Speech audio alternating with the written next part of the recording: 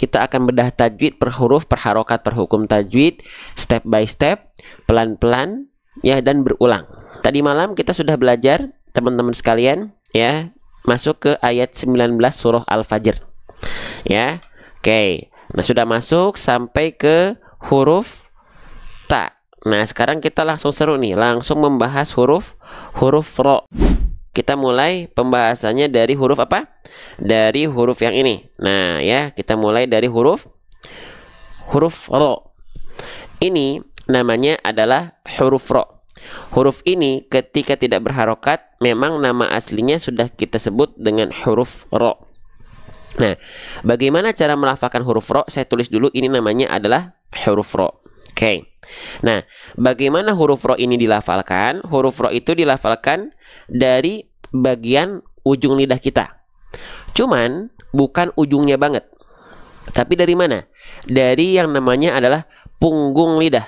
Warro yudanihi lidhohrin adkholu. Nah, dilafalkan dari bagian punggung lidah. Punggung lidah itu bagian ujung lidah, tapi bagian punggungnya, ya, yang mana, Bang? Nah, perhatikan.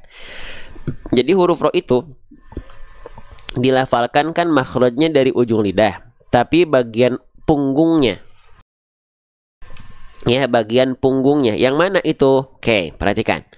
Huruf ro, ya, saya izin bantu teman-teman sekalian, ya. Nih, perhatikan. Jadi huruf ro itu dilafalkan, teman-teman sekalian, ya, perhatikan. Nah, perhatikan nih. Nah, huruf ro itu dilafalkan nih dari sini nih. Ya, ini kan huruf ro bukan dilafalkan betul-betul dari ujungnya. Nah, bukan betul-betul dari sini. Tapi huruf ro itu dilafalkan dari sini nih. Nah, dari sini. Dari bagian ini, ya, dan yang ini. Ini punggung lidah. Nih, bagian yang ini punggung lidah nih. Yang ini nih punggung lidah. Nah, si ujungnya itu dia nggak nempel ke langit-langit, teman-teman sekalian. Tapi yang nempel itu si punggung ini, ya, dan yang ini gitu ya, nempel ke atas langit-langit, ke sini, ya, yang ini. Maka ketika kita lafalkan huruf ro itu dilafalkan seperti ini. Ro. Perhatikan, tengah-tengahnya kelihatan ada celah nggak? Ro. Ro. Ro. Tuh. Aru. Tuh. Aru. Kelihatan nggak? Nah, jadi yang nempel tuh punggung lidahnya. Ya, jadi sekali lagi saya perlihatkan. Jadi ujungnya itu dia malah membentuk celah karena dia ujungnya banget nih, dia nggak nempel ke atas, nggak nempel ke sini, ya. Tapi yang disentuhkan tuh bagian ini, punggung lidahnya nih, bagian ini nih. Nah, bagian ini, ya, ke bagian atas ini, ke bagian atas ini. Oke. Nah, maka ketika kita lafalkan, contohkan lagi, ro. Ro. Nah, tengahnya bolong, betul, tengahnya ada celah, ada furjah. Nah, celah pada huruf ro itu, tengah-tengah itu untuk mengalirnya sedikit suara dari huruf ro. Nama sifatnya adalah tawassut. Ya, ro, ri, ru. Ro, ri, ru. Oke? Sip, itu cara melafalkan huruf ro. Ya, jadi bukan betul-betul ujungnya banget, ya. Oke, kita lanjutkan kembali, teman-teman sekalian. Jadi huruf ro itu dilafalkan warro yudanihi lidhohrin adkholu, dilafalkan dari bagian punggung lidah, teman-teman sekalian, ya. Nah, gitu. Oke, sip. Kita lanjutkan kembali. Nah, sekarang, ya, teman-teman sekalian perhatikan, kesalahan yang sering kali terjadi ketika kita melafalkan huruf ro adalah jangan sampai dilafalkan dengan getaran yang berlebihan. Nah, banyak orang melafalkan huruf ro itu getarannya masih berlebihan. Contoh, misalnya kita akan bantu teman-teman untuk contohkan. Jadi jangan sampai huruf ro sekali lagi getarannya berlebihan, ya. Salah. Nah, gitu ya. Contohnya gimana? Contohnya gini, ya. Turot, turo, ro, ri, ru. Turot, turosa, turosa. Nah, huruf ro tidak digetarkan dengan getaran yang seperti tadi. Ro, ri, ru, bar. Nah, enggak ya. Oke. Nah, kenapa huruf ro tidak boleh digetarkan dengan getaran yang seperti itu? Karena huruf ro dia memiliki sifat yang disebut dengan apa? Sifat yang disebut dengan warro wabitak ririn ju'il. Jadi dia punya sifat namanya takrir. Takrir itu bergetar ya lidah kita, tapi bukan dengan getaran yang berlebihan. Ya, jadi ketika kita lafalkan huruf ro itu begini getarannya. Perhatikan. Ro, dia getarannya sedikit aja, nggak banyak-banyak, tapi tetap tegas dan lugas, jelas. Ro, ri, ru, er, ir, ur, bukan ro, ri, ru, ar. Tapi bukan berarti huruf ro karena tahu kita huruf ro itu gak boleh getarannya berlebihan. Bukan berarti getarannya disamarkan atau dihilangkan. Ro, gitu ya. Bukan juga dihilangkan. Ro, ri, ru, bar, bismillahirrahmanirrahim. Nggak gitu juga, salah ya.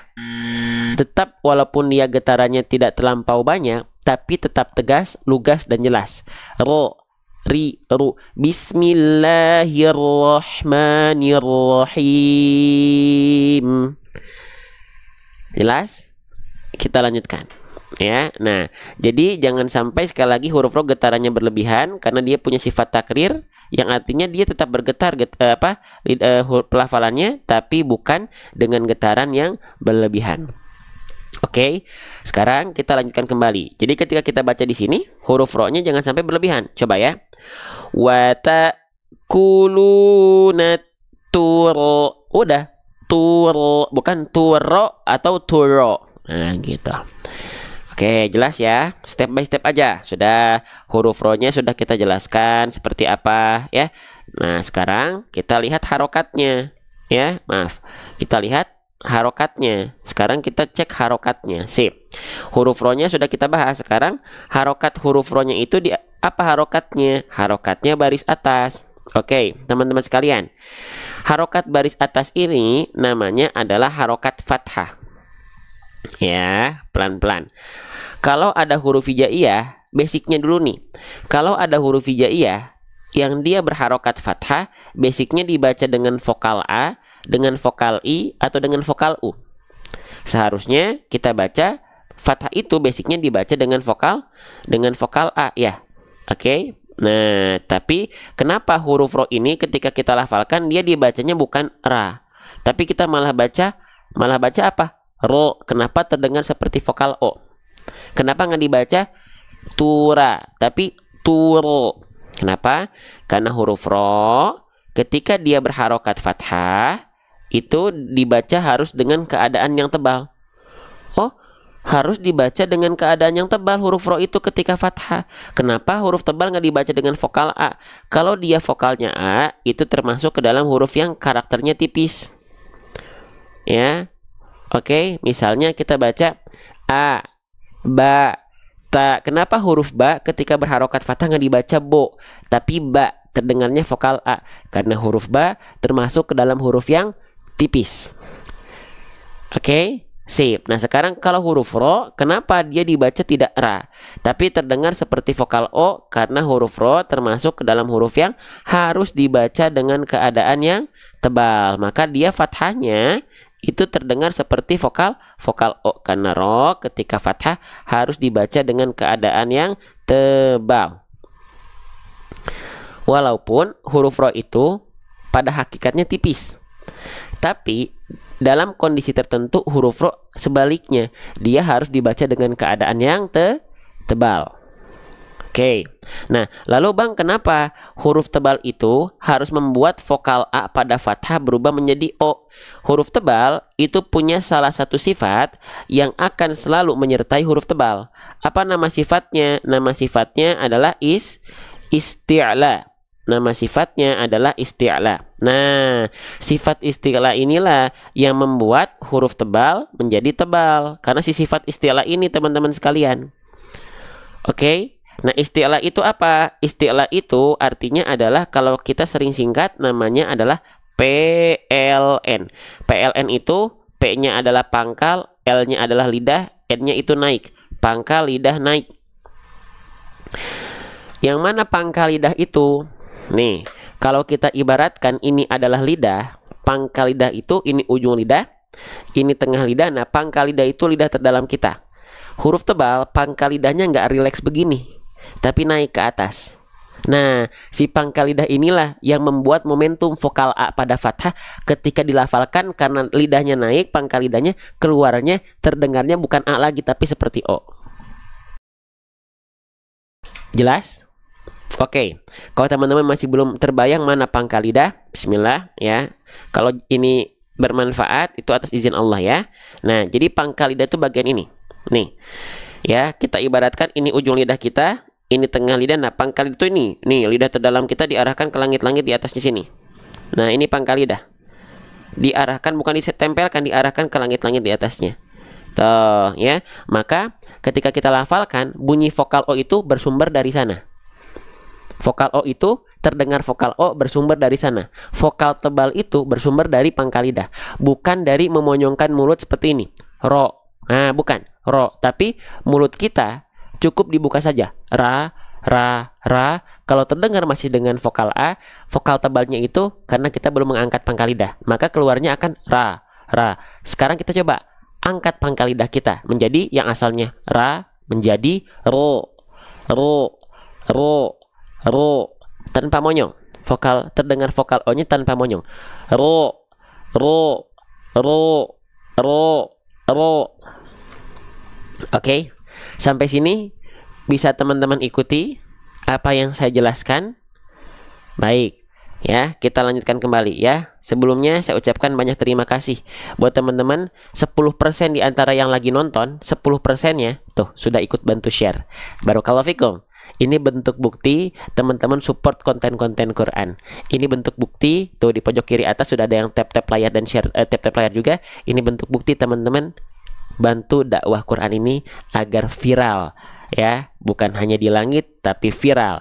Di mana? Viral di sosial media, terutama TikTok. Lanjut ya. Oke, nah jadi itu huruf ro dilafalkan ya. Jadi tidak perlu monyong mulutnya. Ro nggak ya, ro tapi ro. Tinggal angkat bagian pangkal lidah kita, sifatnya namanya isti'la. Jelas sampai sini? Kita lanjutkan kembali ya. Oke, saya izin hapus. Yang ini saya izin hapus. Nah, sekarang huruf ro-nya tadi sudah kita pelajari. Harokatnya sudah kita pelajari. Sekarang kadar panjangnya di sini huruf ro-nya ya berharokat fathah berjumpa dengan apa? Dia bertegur sapa dengan alif. Oke, kita bahas. Kalau kita mendapati ada huruf hijaiyah yang dia berharokat fathah, lalu dia bertegur sapa dengan alif, maka huruf tersebut mesti dibaca dengan kadar panjang 2 harokat. Ya, oke. Atau ada yang bilang 1 alif, sama aja. Jadi 2 harokat itu sama dengan 1 alif, sama aja. Ya, istilahnya bebas. Teman-teman mau menyebutkan apa? Oke. Nah, ini nama hukum tajwidnya adalah hukum tajwid apa? Mad. Mad tabi'i. Ya, saya izin tulis. Nama hukum tajwidnya adalah mad. Saya izin tulis. Mad tabi'i. Mad tabi'i. Kalau teman-teman misalnya, Bang, kalau saya sering menyebutkan ini namanya mad asli, boleh nggak? Boleh. Teman-teman misalnya nih, saya tulis juga deh. Pengen menjawabnya, menyebutnya mad asli, boleh. Tapi, ya, sebenarnya jawaban spesifiknya ini tuh mad tabi'i. Karena kalau kita jawab mad asli, ini jawaban umum. Mad asli itu soalnya bukan cuma mad tabi'i, teman-teman. Ada mad-mad yang lain. Ada mad badal, ada mad iwad, ada mad mad silah qasirah, ya, ada mad tabi'i. Nah, jadi kalau kita jawab mad asli itu sebenarnya masih mad asli yang mana gitu, ya. Sip, sedangkan ini bukan ini adalah mad tabi'i. Mad aslinya yang mad tabi'i gitu. Oke. Sip. Jadi saya izin di sini saya jawabnya mad tabi'i. Nah, salah satu hukum tajwid paling banyak dalam Al-Qur'an yang akan sering kita temukan pada pelafalan atau pada sesi ngaji kita adalah hukum tajwid mad tabi'i. Maka pastikan teman-teman tahu keadaan basic mad tabi'i itu apa saja. Apakah hanya fathah berjumpa dengan alif saja atau ada yang lain? Jadi keadaan basic mad tabi'i itu ada basicnya 3. Ada 3. Apa saja? Oke, perhatikan. Ada fathah berjumpa dengan alif, itu 1.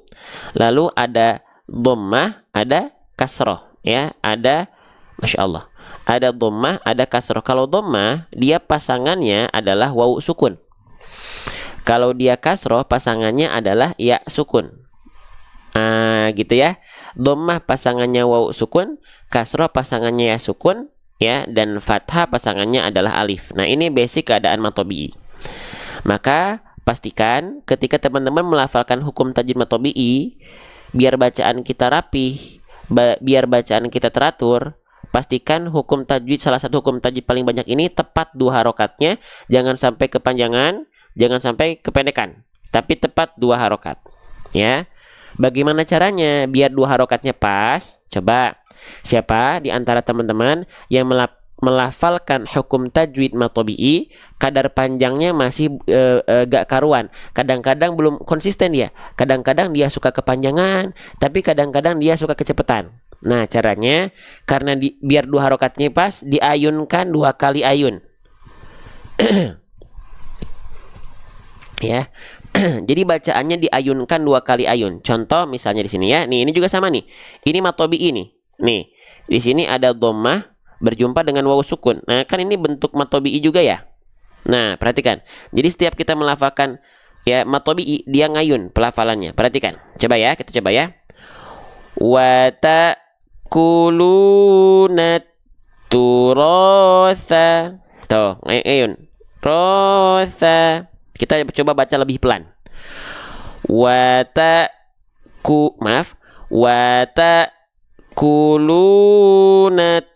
turasa. Tuh, diayunkan ya, diayunkan. Oke. Nanti kalau sudah terbiasa, teman-teman tidak mengayunkan pun nggak apa-apa. Jadi mengayunkan nada pada saat kita mad tabi'i dengan 2 kali ayun itu hanya tips dan trik, bukan selalu harus diayunkan.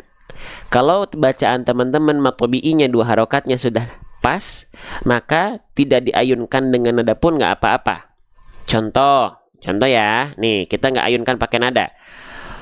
Wa ta'kuluna turasa. Nah, ya. Kalau masih belum konsisten, ayun. Wa ta'kuluna turasa. Gitu. Ya, paham? Sip, ya. Baik, kita lanjutkan kembali. Jadi, jangan lagi ada mad tabi'i yang kepanjangan atau kependekan. Lanjutkan lagi. Nah, selanjutnya teman-teman sekalian, di sini kita mendapati ada bentuk seperti mangkok, ya. Lalu di atasnya ada titik 3. Nah, ada titik 3 seperti ini. Ini namanya huruf apa? Ini namanya adalah huruf tha. Apa? Namanya adalah huruf tha. Oke. Bagaimana cara melafalkan huruf tha? Cara melafalkan huruf tha itu sama persis sebagaimana kita melafalkan apa? Sama persis sebagaimana kita melafalkan huruf zal. Nah, ya. Oke, sama persis. Ya, gitu, sama persis. Yang ini tha, yang ini za. Lalu apa bedanya? Kita bahas dulu ya. Bagaimana makhraj, bagaimana tempat keluar huruf tha. Jadi tha dan zal tempat keluarnya sama. Yang membedakan lantas apa? Sifat-sifatnya, sifat-sifat hurufnya. Oke, di mana huruf zal dan tha dilafalkan? Yuk kita pelajari. Nih, ya, perhatikan. Oke, nih, perhatikan. Nah, huruf tha dan zal itu dilafalkan dari tempat yang sama. Dari mana? Wadha'u wadzalu wasalil ulya min tarafaihima. Dari ujung lidah kita, perhatikan nih, ya mohon maaf agak ngeblur. Dari ujung lidah kita yang kita sentuhkan tipis-tipis ke ujung gigi sari atas kita. Ditempelin, tapi tipis-tipis aja. Dan bahkan bukan digigit ya. Nanti kita bahas kenapa dia bukan betul-betul digigit. Cuma disentuhkan saja tipis-tipis antara ujung lidah ke ujung gigi sari atas. Ya. Oke, biar lebih tergambar. Saya izin persiapkan dulu. Huruf tha dan zal, dan nanti huruf tebalnya adalah versi tebalnya adalah huruf dha, itu dilafalkan dari sini. Perhatikan. Dari ujung lidah kita yang ini nih, ya, dari ujung lidah kita ini nih, ya. Nah, ini ya, ujung lidah kita. Oke.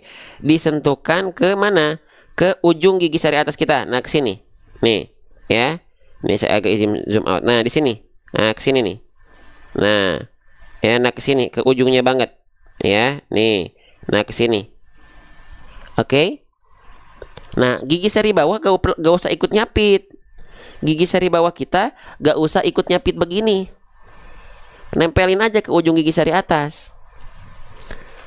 Jadi ketika kita lafalkan gini, perhatikan, nempelin ujung lidah doang tipis-tipis ke ujung gigi seri atas. Gigi seri bawah kita gak usah mencapit.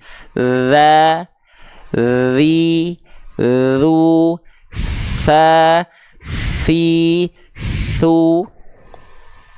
Sama kan pelafalannya? Lagi huruf dal. La, ri, ru, huruf sa, si, su. Sama nggak? Sama ya. Dari mana tadi sekali lagi?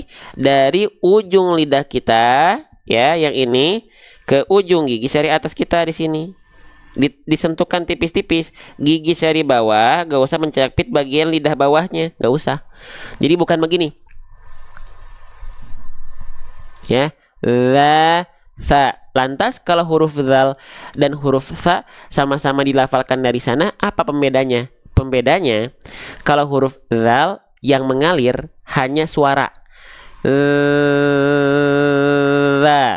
Kalau huruf sa adalah huruf zal yang bocor nafasnya. Sa. Lagi, huruf zal yang ngalir cuman suara. Za. Maka karena yang ngalir cuman suara, pegang tenggorokan teman-teman, pasti bergetar. Yang ngalir cuman suara, huruf zal. Sambil pegang tengah tenggorokan, dia bergetar pasti tenggorokannya karena suaranya mengalir. Za. Tapi kalau huruf sa, dia suara dan nafas mengalir. Karena nafas mengalir di sini nggak akan getar dia. Sa, sa, sa, sa. Jelas? Jadi cara melafalkan sama, sifat hurufnya yang berbeda. Ya, oke. Sip, lanjut lagi ya. Nah, seperti itu huruf sa dilafalkan. Lanjut. Nah, gitu ya.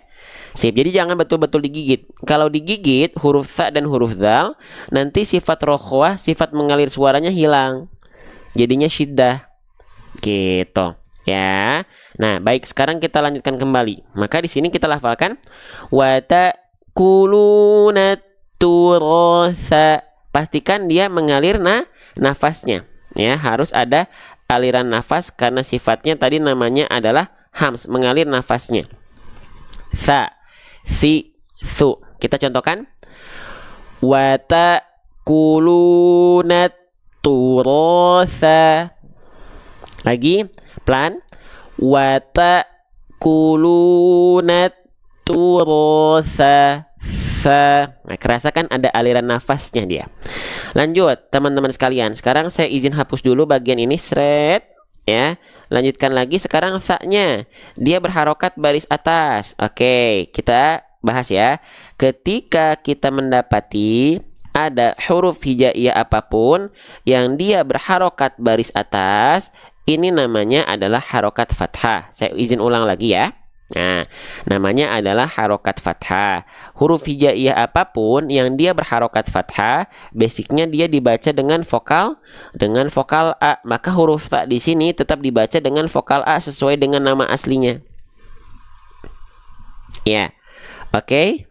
Nah, selanjutnya, kalau kita mendapati ada huruf hijaiyah apapun yang dia berharokat fathah dan dibaca dengan vokal A, maka dia termasuk ke dalam huruf yang karakternya pelafalannya tipis. Ya, Bang, emang kalau huruf tebal ketika dia berharokat fathah dia nggak dibaca dengan vokal condong pada vokal A, Bang, bunyinya. Nah, kalau huruf tebal dia akan condong bunyinya terdengar seperti vokal O. Ya. Oke, contohnya so, terdengarnya kan tidak seperti A, tapi condong pada vokal O, terdengarnya seperti vokal O. So, nah gitu.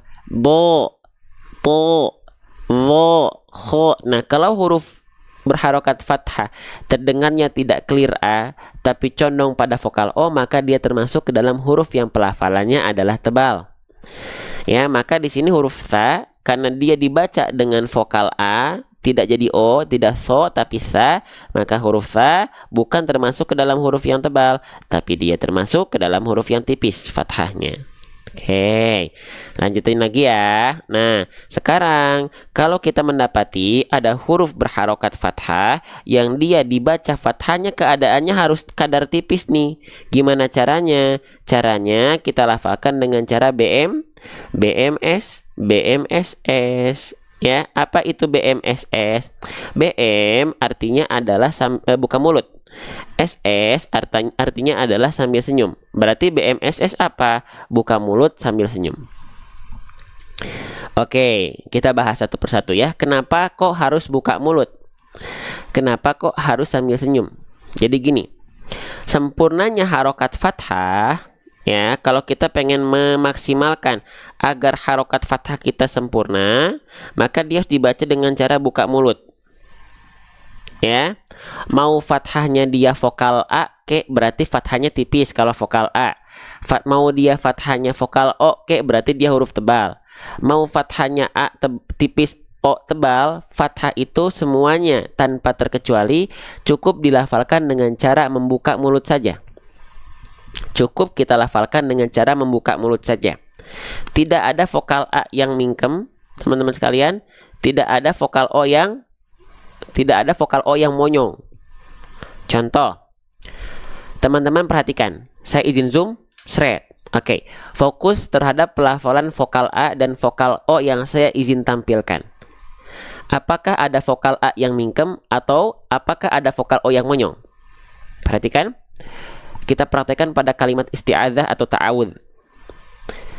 A'udzu billahi minasyaitonir rajim. Kita lihat nampak sampingnya. A'udzu billahi minasyaitonir rajim. Satu lagi kita coba pada kalimat basmalah. Perhatikan vokal A dan vokal O. Bismillahirrahmanirrahim. Apakah ada vokal A yang mingkem? Apakah ada vokal O yang monyong, teman-teman sekalian? Seharusnya tidak ada. Ya, karena sempurnanya harokat fathah itu dilafalkan dengan cara wal maftuhu bil fathi, dengan cara bil fathi, dengan cara buka mulut. Jadi jangan sampai gini. A'udzu billahi minasyaitonir rajim. Tidak ya. Siap, lanjut lagi. Bismillah. Jadi huruf ta di sini kita lafalkan buka mulut. Nah, lalu Bang, kenapa buka mulutnya itu sambil senyum? Karena dia huruf tipis, teman-teman. Jadi huruf tipis itu dalam majelis kami kita analogikan buka mulutnya agak terbuka, lebih senyum dia. Contoh, kalau tipis, a, ba, ta, sa, ja. Kalau dia termasuk huruf tebal, dia buka mulutnya nggak perlu senyum. So, do, to, wo.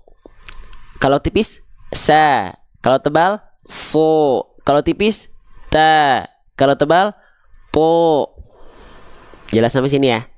Biar kita bisa bandingkan, oh itu bedanya. Sama-sama buka mulut, cuman karakter buka mulutnya yang beda. Ya, sip. Ya, lanjut. Berarti huruf sa kita lafalkan sa, tidak sa, tapi sa, ya, sa, bukan sa. Ya, jadi sekali lagi bukan sa, tapi sa, sa. Ya, yang baik. Kalau teman-teman rasakan ada yang baik, yakinlah cintanya Allah sedang turun buat teman-teman. Kalau teman-teman merasa nyaman dalam belajar, yakinlah itu cintanya Allah. Semua yang baik-baik kita harus yakini cintanya Allah sedang hadir buat kita. Ya, maka jangan lupa alhamdulillah. Ya, yuk lanjut. Nah, selanjutnya ya, sudah huruf ta. Lanjut lagi, satu-satu kita bahasnya di sini. Ini huruf apa, teman-teman sekalian? Ini namanya huruf apa? Saya pengen nanya dulu deh. Teman-teman boleh tolong respon di kolom komentar ya. Kira-kira ini huruf apa ya? Ini namanya adalah huruf Masih ada yang jawab alif. Kalau begitu, mohon izin Bapak Ibu sekalian, saya izin melakukan penilangan di sini ya. Ini bukan alif. Ya. Kenapa Bang bukan alif? Karena alif itu tidak mungkin memiliki harokat. Alif itu tidak punya harokat, baik di atas hurufnya, baik di bawah hurufnya. Oh, kalau alif yang bagaimana? Yuk kita cek langsung di sini. Alif itu yang mana? Alif itu yang ini. Sret. Ya. Alif itu di atas dan di bawahnya dia tidak memiliki harokat. Lalu alif dibacanya kalau nggak berharokat harus dibaca a, i, u atau gimana Bang? Alif itu fungsinya hanya untuk memperpanjang huruf sebelum alif yang berharokat fathah. Ya. Oke, maka alif itu nggak bisa dibaca tanpa harokat fathah. Karena fungsi alif hanya untuk memperpanjang huruf yang berharokat fathah sebelum alif. Ya. Sip. Kalau ini dia memang bentuknya seperti alif, tapi ada harokatnya, maka namanya bukan alif, tapi apa? Tapi ya, tapi namanya adalah mana tadi? Tapi namanya adalah hamzah, teman-teman ya. Saya izin tulis ya. Namanya adalah hamzah. Bang, bukankah hamzah itu bentuknya begini, Bang? Kalau hamzah itu kan bentuknya gini, Bang. Ada kepala ainnya. Nah, ini hamzah, Bang. Ini hamzah, Bang. Ya, ini hamzah. Nih, ini hamzah, Bang. Kenapa ini disebut hamzah? Yang ini adalah penulisan di Al-Qur'an cetakan Mushaf Madinah. Kalau di Indonesia dia nggak pakai kepala ain, tapi hamzah sama. Cara bacanya sama, nggak ada bedanya. Paham? Ini pentingnya kita belajar ya, biar kita nggak bingung. Kalau dalam belajar bingung nggak apa-apa. Berarti kita betul-betul berpikir gitu, sedikit-sedikit. Ya, lanjut. Nah, ini namanya huruf hamzah. Jadi, huruf yang sering kita baca dalam ngaji pada saat kita lagi baca Quran. Kita membaca ada huruf yang a, i, u. U, misalnya ta'awudz saja. A'udzu billahi, a'udzu. Nah, a-nya itu bukan alif, tapi hamzah. Atau misalnya pada saat kita melafalkan ayat kedua dari surah Al-Fatihah. Alhamdulillahi. Nah, a-nya itu bukan alif, tapi hamzah. Jelas? Nah, itu ya. Saya sampaikan pelan-pelan ya. Oke, hamzahnya dibaca dengan vokal A ya. Ingat, harokat fathah itu, baris atas itu bisa jadi dibaca dengan vokal A, bisa jadi dibaca dengan vokal O.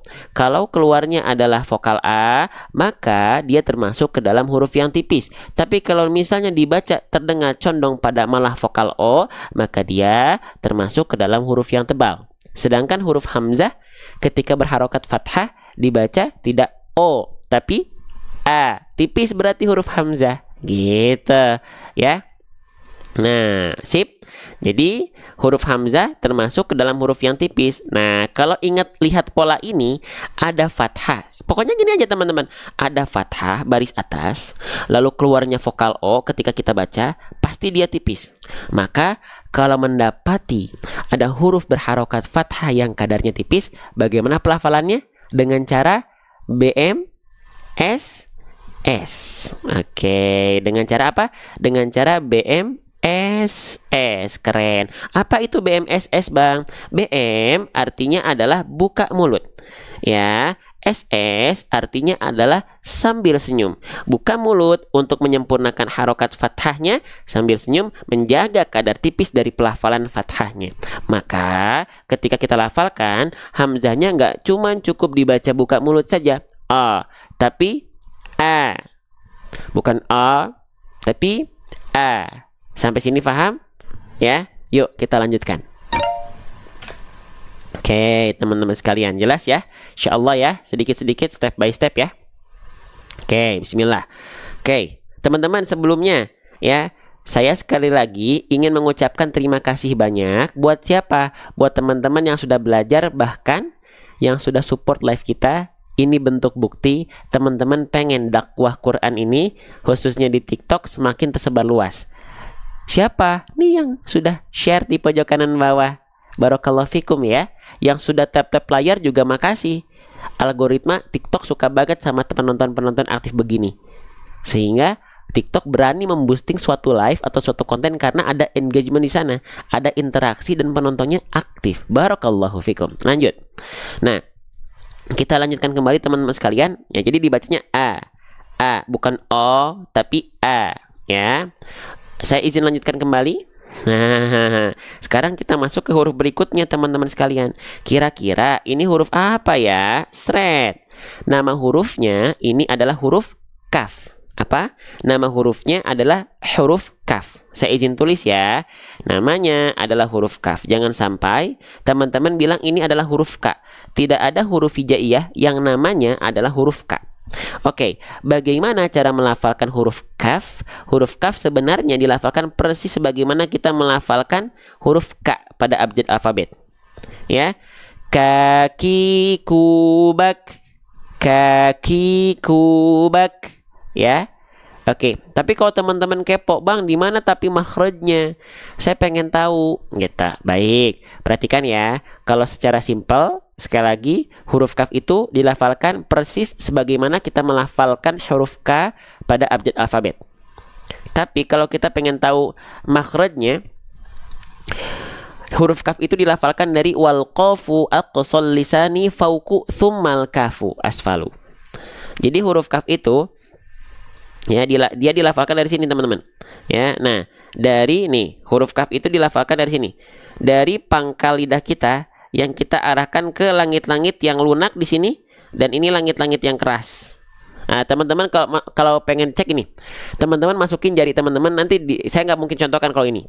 Masukin jari teman-teman ke dalam, sentuh dinding langit, langit-langit di atas teman-teman. Langit-langit yang paling dalam itu langit-langit yang lunak. Kalau dia agak ke depan, dia langit-langitnya agak agak keras, ada tulang langit-langitnya. Nah, huruf kaf itu disentuhkan di perbatasan pangkal lidahnya, di perbatasan antara langit-langit yang paling dalam ini yang lunak dengan langit-langit yang keras agak ke tengah sedikit.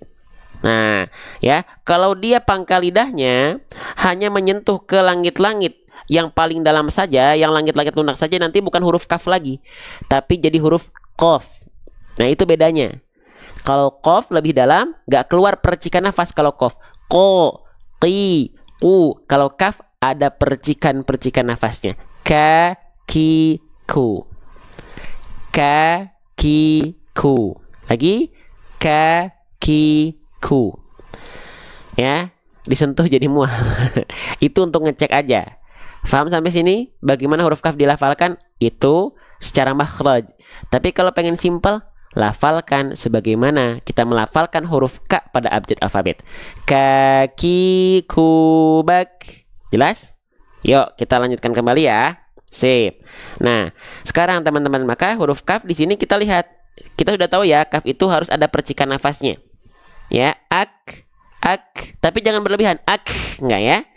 Sip, lanjutkan lagi. Kaf di sini kita lihat dalam kondisi sukun. Nah, kalau kita mendapati ada huruf hijaiyah yang di atasnya ada tanda petik seperti ini namanya adalah tanda sukun.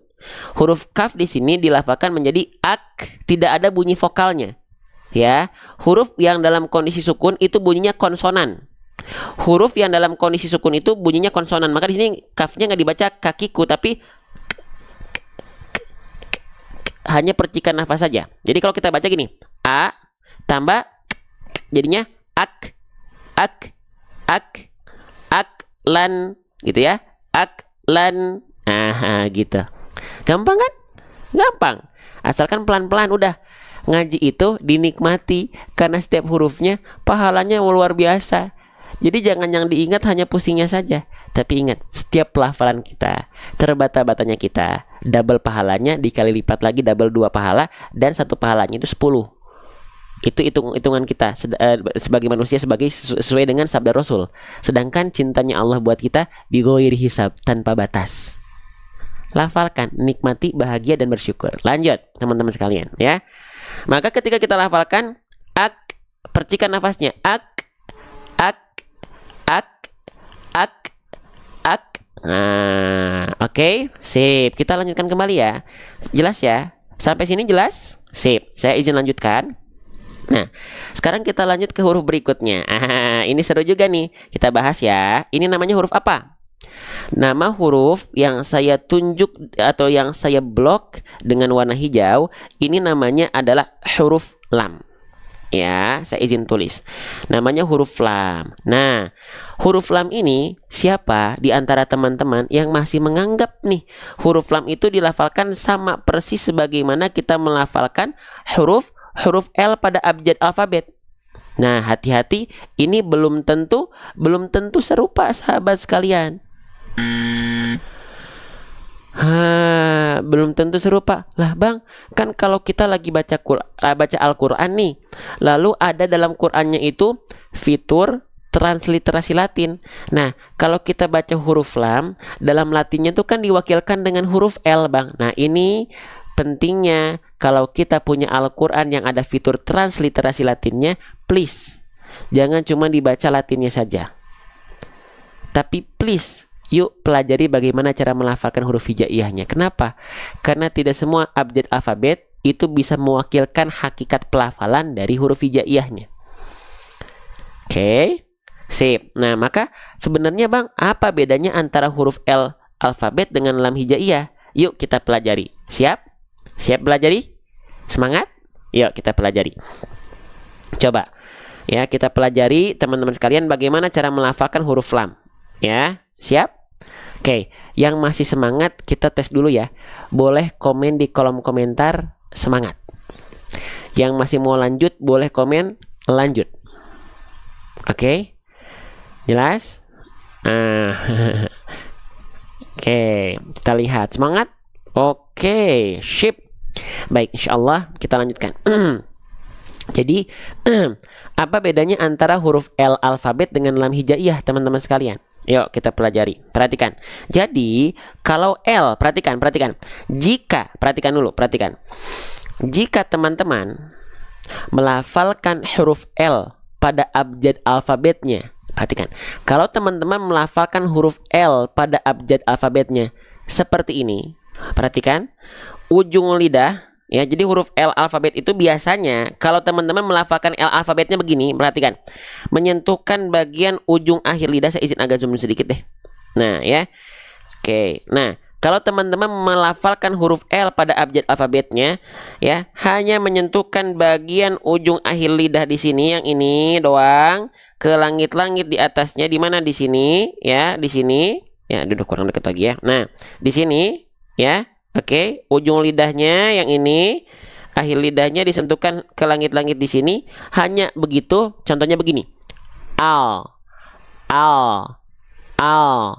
Nah, ini kan cuman ujung lidahnya doang. Kalau L alfabet teman-teman seperti itu, lalu lam hijaiyahnya teman-teman lafalkan sama seperti L yang begitu, maka lam hijaiyahnya keliru. Ya, oke. Ya. Lah, terus gimana dong bang kalau lam gak boleh dilafalkan seperti tadi? Al. Lantas huruf lam seperti apa? Yuk kita pelajari. Nih, jadi huruf lam itu teman-teman sekalian ya dilafalkan dengan cara apa? Ya, perhatikan. Lam itu dilafalkan dari ya tepi lidah. Nih, ini samping lidah kita, tapi bukan seluruh samping lidahnya. Jadi bukan seluruh semua samping lidah.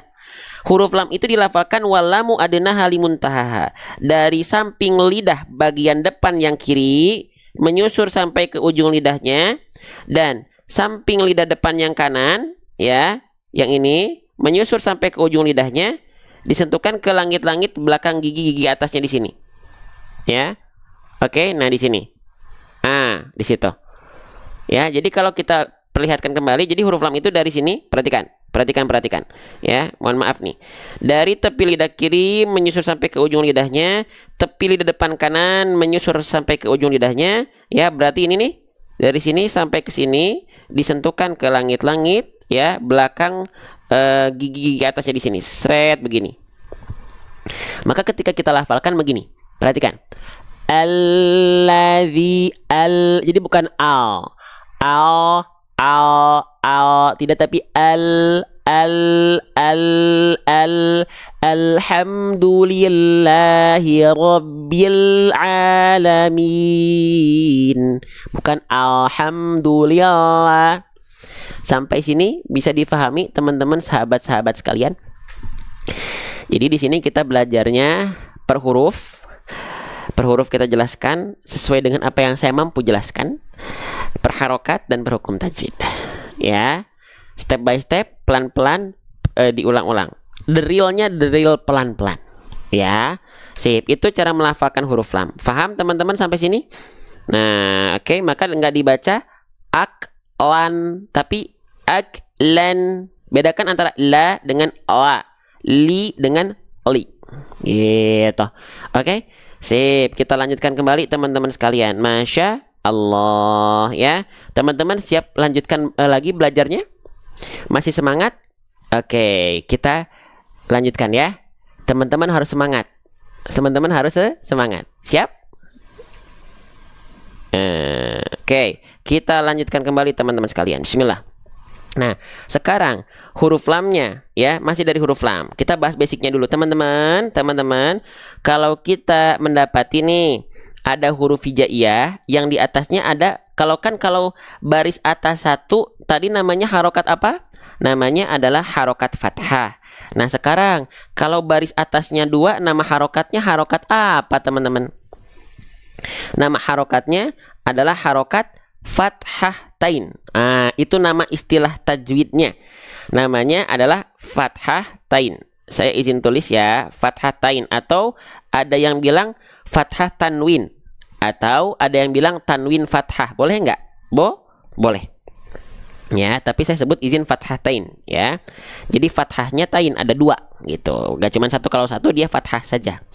Nah, sekarang Bang, kalau fathah kan dia dibaca dengan vokal A. Kalau fathatain dibacanya gimana? Tinggal tambah vokal konsonan an, jadinya an. Jadi vokal konsonan an, bukan cuman vokal A saja. Kalau satu vokal A, tapi kalau dua fathah aja, jadi ditambahin konsonan an, jadinya an. Maka di sini lamnya secara basic kita baca menjadi lan. Nah, oke, udah semudah itu kok ngaji tuh. Tinggal kita baca. Kita baca basicnya dulu ya. Kita baca keadaan basicnya dulu. Coba. Aklan lamman. Gitu ya. Basicnya gitu ya. Lagi. Coba lagi. Aklan la. Lan la. Lan la. Jadi dibaca dia dengan vokal an. Kita bahas secara basic dulu. Faham sampai sini? Jelas sampai sini? Nah, jadi setiap huruf berharokat fathatain dibaca dengan vokal an, lan, gitu, ya. Selanjutnya teman-teman sekalian, apakah di sini lamnya kan berharokat fathatain? Apakah tetap dibaca dengan vokal konsonan lan menjadi lan la, lan la, lan la? Ternyata tidak. Hah?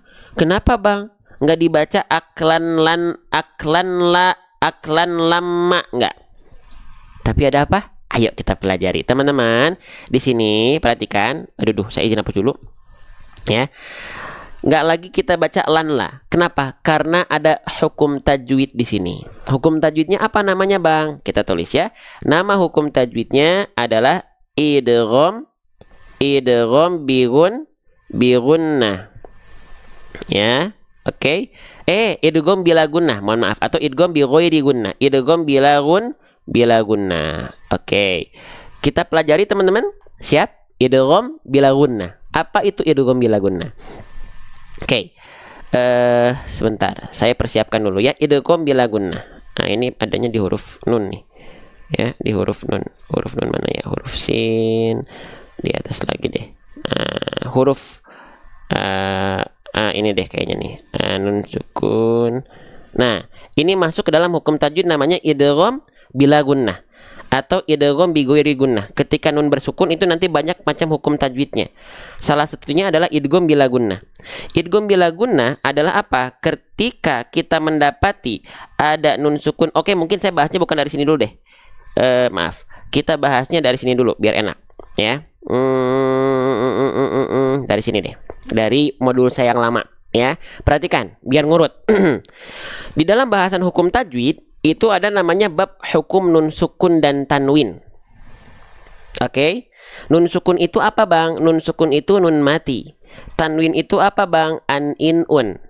Ya, jadi ini membahas terkait dengan hukum nun mati dan an, in, un, atau membahas hukum terkait dengan konsonan an. Jelas? Hukum nun sukun dan tanwin itu membahas terkait cara baca konsonan an alias bunyi nun sukun. Karena tanwin, an, in, un itu bunyi manifestasi dari nun sukun. Ya. Oke, lanjut teman-teman sekalian. Nah, di dalam hukum tajwid nun sukun dan tanwin itu ada 4 hukum tajwid secara am, secara umum. Apa saja? Izharu. Lalu apa lagi? Idgham. Apalagi?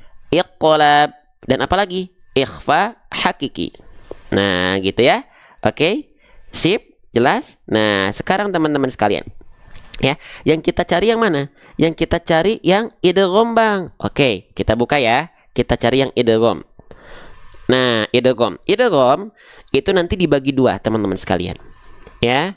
Oke. Ada idgham bi gunnah. Kita nggak langsung ke contoh ayat, mohon maaf. Diikuti ya. Di sini mah kita belajar sabar ya. Jadi nggak langsung masuk ke contoh-contoh. Ya. Siap mengikuti? Oke? Siap? Mau runtut-runtut atau mau main asal loncat? Pelan-pelan ya. Mohon maaf dengan segala keterbatasan saya. Kita lanjut. Nah, idgham itu dibagi menjadi 2. Ada idgham bi gunnah, ada idgham bi ghairi gunnah atau sering kita sebut dengan idgham bila gunnah. Ya. Nah, idgham bi gunnah, kita sebelum ke sana, kita harus tahu dulu apa itu huruf-huruf idgham. Huruf-huruf idgham itu apa saja? Nah, lihat di bawahnya nih. Huruf-huruf idgham itu ada 5. Ada ya, ro, mim, lam, waw, dan nun. Sering kita sebut dengan yarmaluna, yarmaluna, atau sering kita sebut dengan relawan, relawan maya. Relawan, ya, relawan maya. Nah, gitu. Nah, nanti 6 huruf idgham ini dipecah menjadi 2 kelompok. 4 huruf masuk ke idgham bi gunnah apa saja?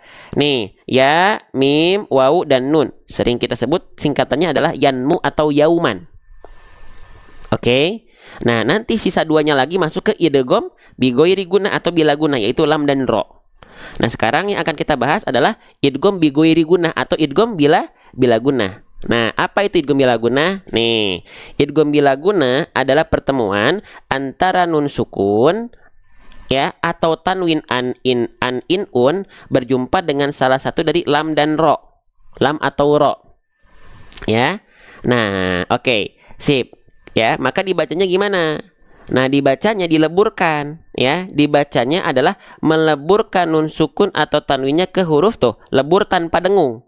Jadi si bunyi an-nya di sini, an nggak dibaca an la, an li, an lu, atau dibaca nggak dibaca an maaf, ya, nggak dibaca, maaf ya saya perlu, nggak dibaca anro, anri, anru, nggak.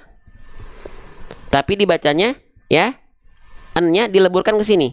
An la, ya maaf, alla, alli, allu, atau arro, arri, arru. Ya, oke. Jadi dileburkan bunyi an-nya pada huruf lam ataupun huruf ro, tergantung mana huruf yang kita temukan. Oke, berarti kita cek dulu. Kita cek dulu dalam ayat.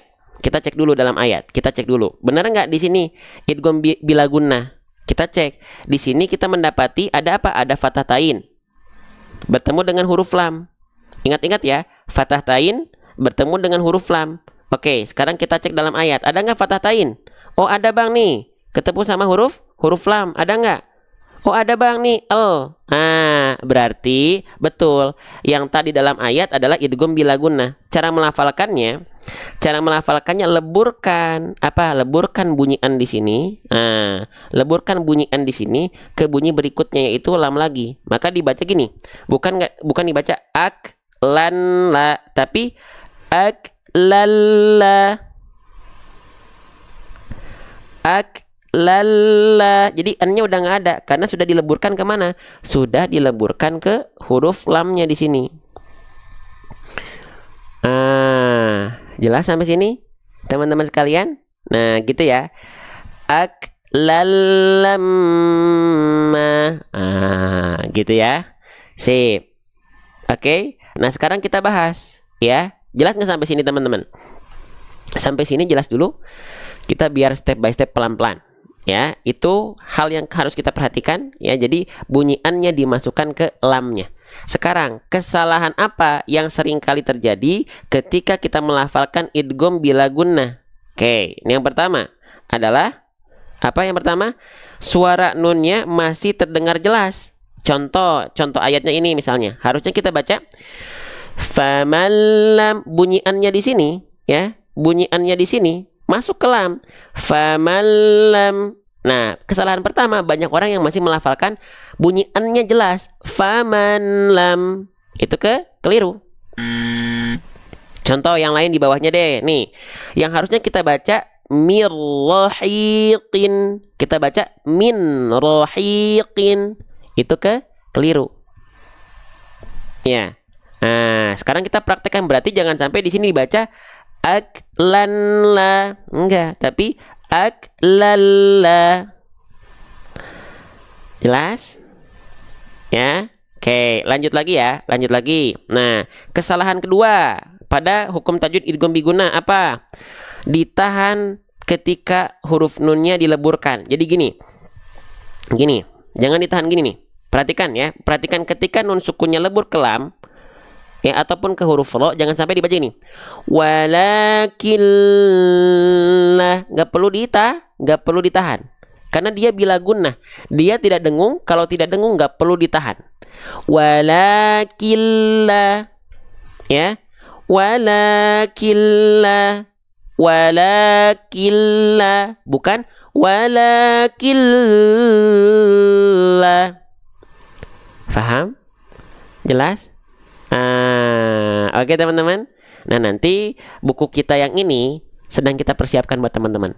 Dan enaknya lagi, setiap huruf dibahas ketika bersukun, berharokat, bertasydid ya. Lengkap dengan apa? Lengkap dengan video belajarnya setiap halaman, dan lengkap dengan apa? Masya Allah. Lengkap dengan apa? Lengkap dengan ya, nih, gambar makhrajnya, dan lengkap dengan ilustrasi video 3D animasi makhrajnya. Yang pengen bukunya, gak ada cara lain. Harus standby di grup kita dan nungguin launching. Sampai launching kapan? Standby. Saya belum tahu kapan launchingnya. Ya, di mana? Di komunitas Majelis Bedah Tajwid. Kapan masuk grupnya? Tungguin sampai akhir. Terima kasih. Lanjut teman-teman sekalian. Fokus belajar lagi. Ya. Aklalla.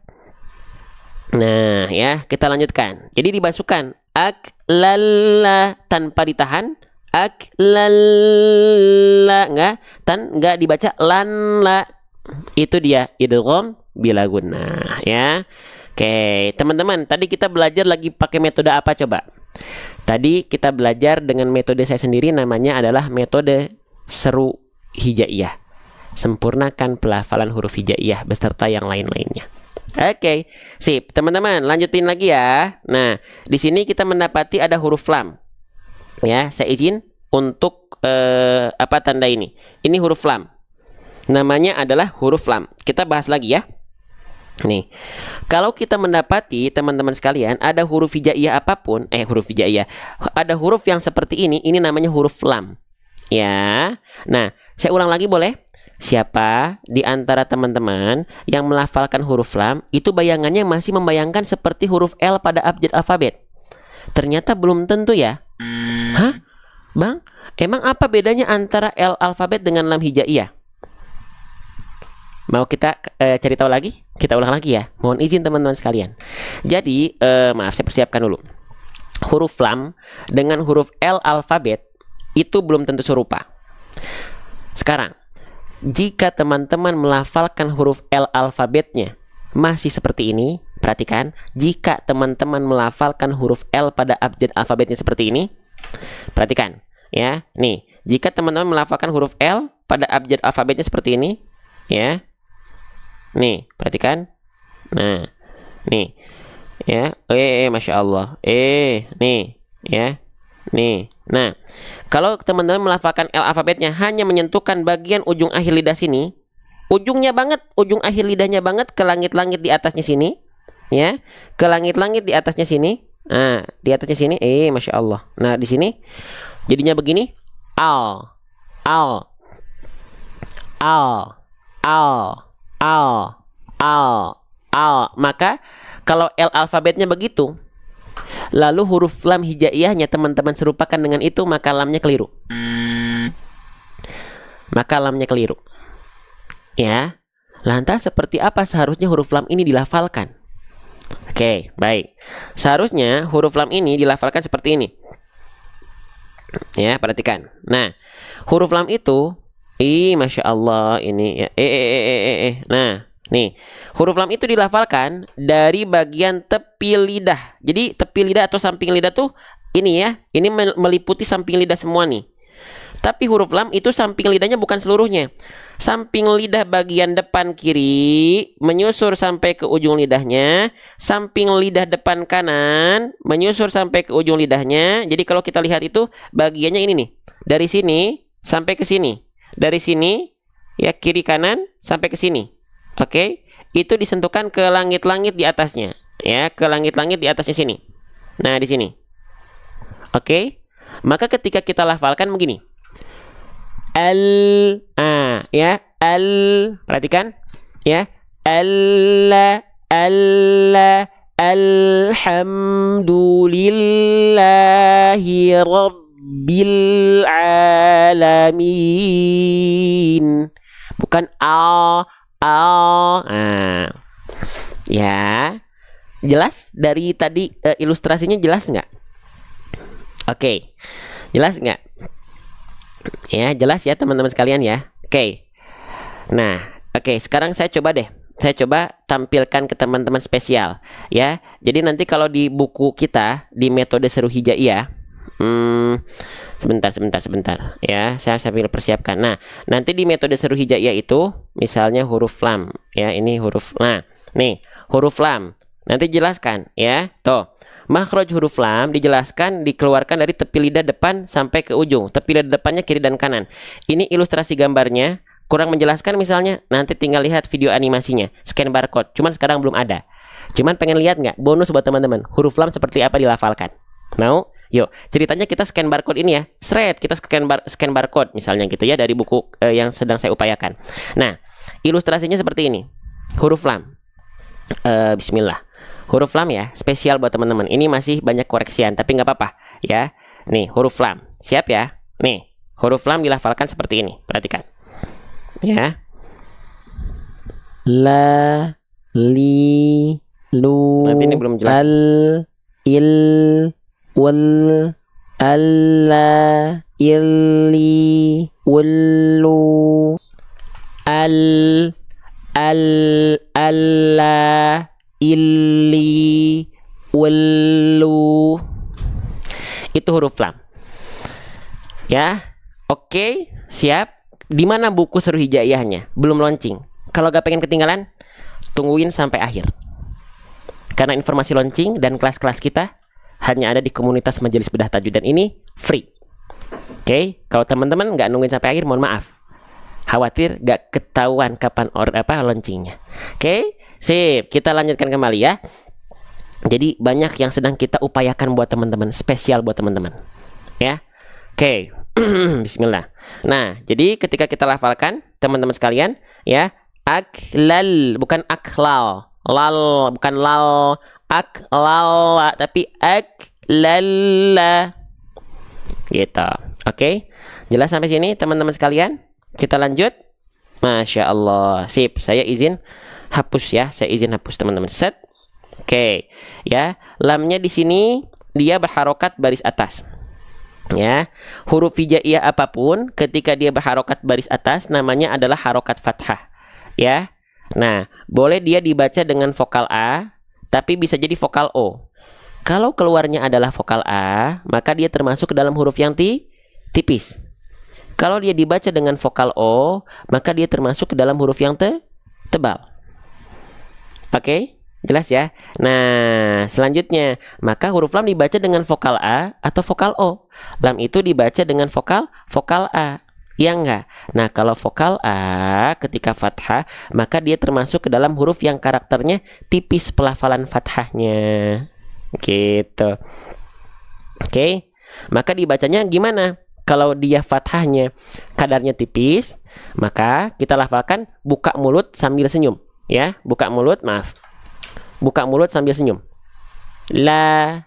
Jadi bukan la, bukan cuman buka mulut saja. La, tapi la.